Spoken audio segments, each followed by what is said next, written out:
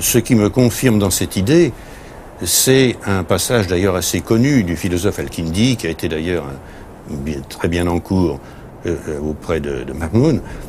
Au début de son livre de la philosophie première, il donne son programme, et son programme philosophique, son programme de philosophe, c'est de rassembler tout ce que les philosophes ont trouvé dans les temps précédents, de faire passer cela en arabe, de le mettre à la portée de l'époque, et de cette façon-là, de compléter la philosophie. Et qu'est-ce que ça veut dire compléter la philosophie? On le voit par l'intention générale de son œuvre, c'est retrouver ce qui a été inspiré aux prophètes d'un seul coup, et que les hommes mettent des siècles à retrouver.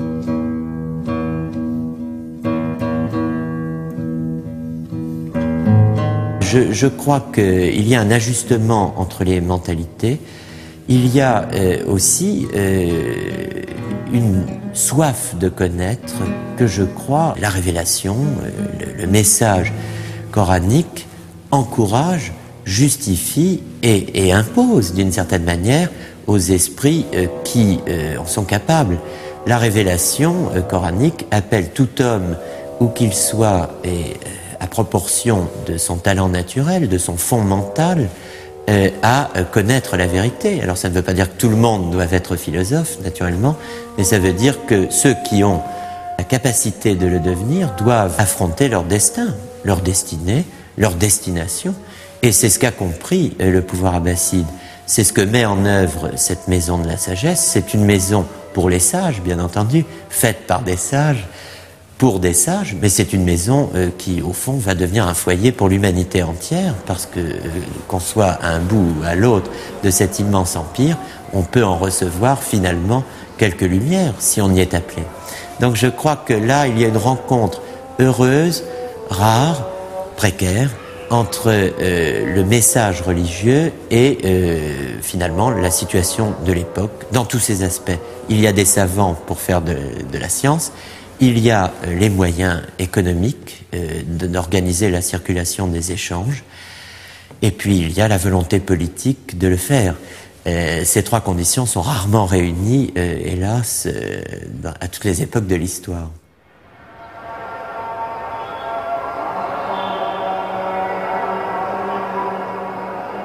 Recherche, débat, controverses passionnées suscitent un bouillonnement intellectuel qui exaspère les lettrés traditionalistes. Pour ces derniers, la liberté de conscience va trop loin. Elle risque de mettre en question l'omniscience divine.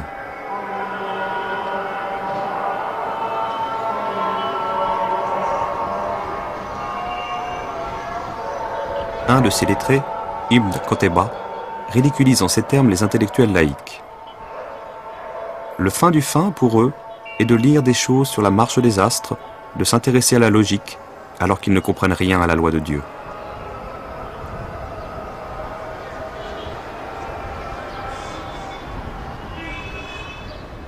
Mais les savants pourront continuer de réfléchir, d'écrire et d'enseigner, durant 3 siècles, tant que les princes continueront de les protéger, partant du principe selon lequel les croyants doivent exercer leur propre jugement face à toutes les questions auxquelles les textes sacrés n'apportent pas de réponse explicite.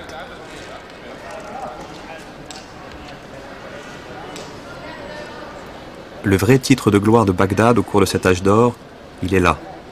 C'est d'avoir osé penser que l'homme pouvait accéder, par l'expérience et la raison, à des vérités qui, loin d'insulter à la parole de Dieu, permettaient au contraire de l'éclairer.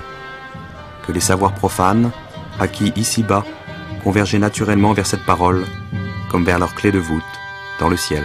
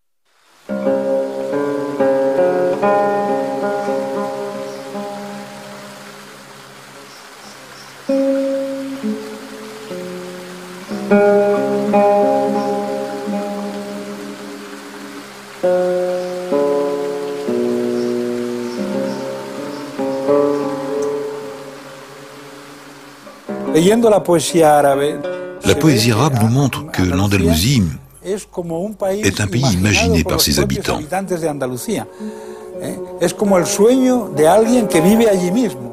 Il semblerait que ces habitants les construisent à l'image de leurs rêves. Alors ils ont développé l'agriculture, le jardinage,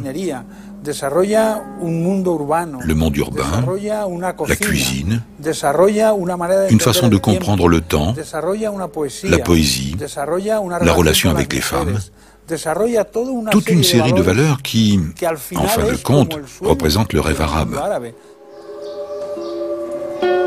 De nos jours, lorsqu'un arabe parle de l'Andalousie, il parle encore d'un rêve, d'une puissance, de son califat. Mais en réalité, il parle d'une grande œuvre, d'un immense décor dont le monde arabe avait besoin à cette époque pour se réaliser pleinement.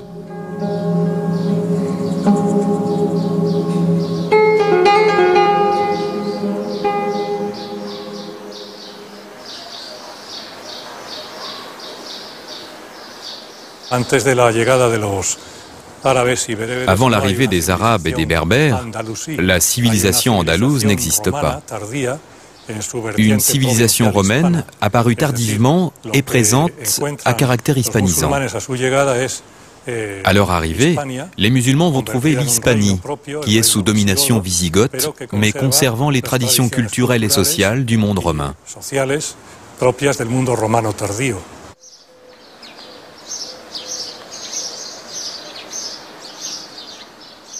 C'est en 710 qu'un comte chrétien, Julien, se rend auprès du gouverneur musulman de l'Afrique du Nord, Moussa ibn Nusayr, pour faire miroiter à ses yeux toutes les richesses de l'Espagne. Il insiste sur la facilité avec laquelle Moussa pourrait les conquérir, du fait de l'irrémédiable décomposition politique du pays.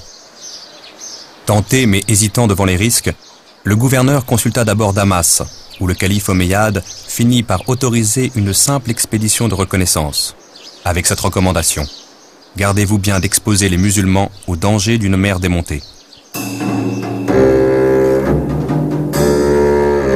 Les Arabes ne possédant pas d'embarcation, c'est le comte Julien qui dut fournir les 4 bateaux sur lesquels furent transportés les 300 fantassins et 100 cavaliers qui firent la première expédition. Simple razzia, mais concluante puisqu'elle sera suivie en 711 d'une deuxième expédition beaucoup plus conséquente, sous la direction de Tariq, qui allait donner son nom au détroit, Djibal Tariq, devenu Gibraltar.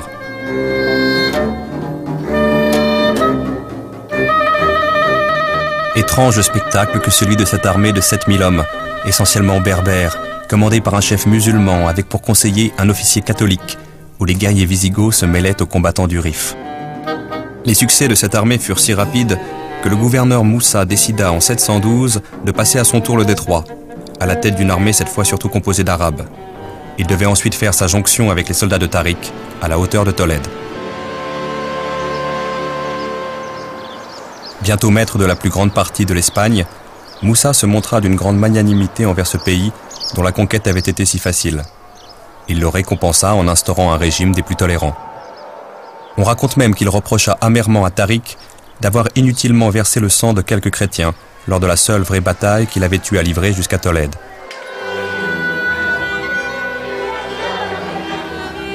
L'unification et la consolidation ultérieure du pouvoir musulman allaient être beaucoup plus laborieuses. Bien plus que les princes wisigoths, ce qui pendant longtemps menacera ce pouvoir, ce sont les rivalités internes qui le déchirent. Entre Arabes et Berbères, mais aussi entre différentes tribus arabes, ces rivalités se transforment souvent en combats fratricides. Sans compter, à partir de l'an 750, l'opposition entre les fidèles de la dynastie déchue des Omeyyades de Damas et les partisans du nouveau pouvoir abbasside à Bagdad.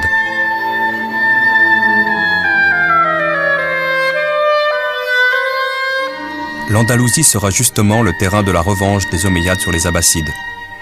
Un jeune prince omeyyade, seul rescapé du massacre de sa famille, va réussir à gagner l'Espagne et à fédérer sur son nom les principales forces musulmanes. Un émirat omeyyade est créé, avec Cordoue pour capitale, qui parviendra peu à peu à stabiliser ses bases politiques et à établir en Espagne une suprématie musulmane incontestée. Au début du Xe siècle, Abdelrahman III fera de Cordoue la capitale d'un califat rival de Bagdad.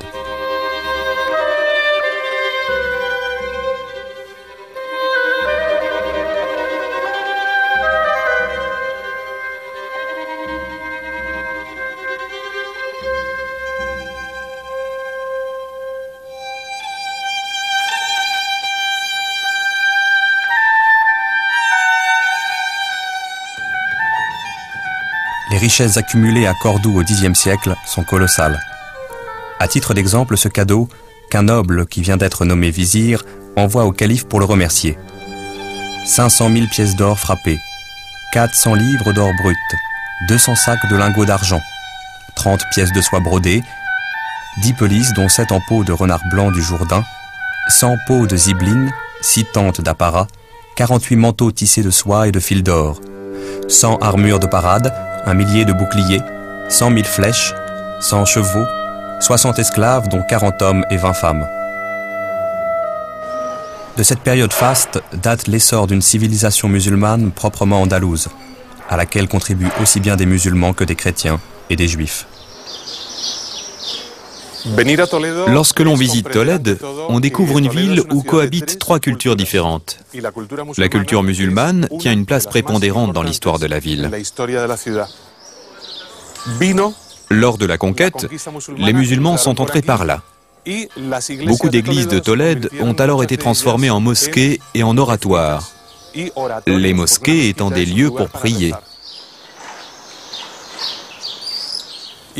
Là, vous voyez le motif des colonnes.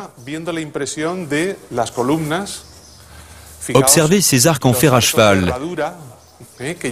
Ils sont typiques de l'art wisigoth. Mais par la suite, ils sont devenus l'emblème, le symbole de l'architecture de Cordoue. Lorsque l'on se promène dans Tolède, on découvre une symbiose culturelle présente tout au long des siècles. De nos jours, ce qui fait le charme de Tolède, c'est qu'il n'existe pas de séparation culturelle comme à Jérusalem. Chaque pierre, chaque style, qui est l'essence même de Tolède, intègre les 3 cultures, la culture juive, la culture arabe et la culture chrétienne. Les maîtres de l'Andalousie vont conduire une politique fondée sur le respect des 2 autres religions du livre. Pas de prosélytisme, pas de conversion forcée. Chrétiens et juifs ne sont pas inquiétés dans la pratique de leurs religions respectives.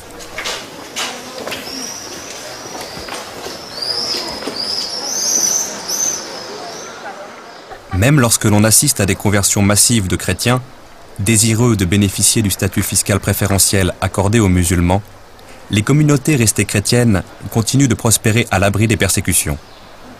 Elles gardent leurs églises, leurs couvents, des chefs chrétiens responsables, des percepteurs spéciaux.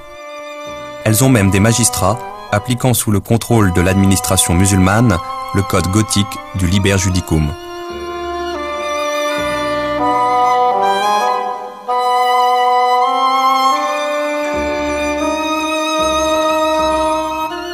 Il n'est pas rare, malgré les protestations des docteurs de la foi islamique, que musulmans et chrétiens célèbrent ensemble des fêtes telles que Noël et le jour de l'an, ou qu'une même église serve pour la prière musulmane du vendredi et pour la messe chrétienne du dimanche.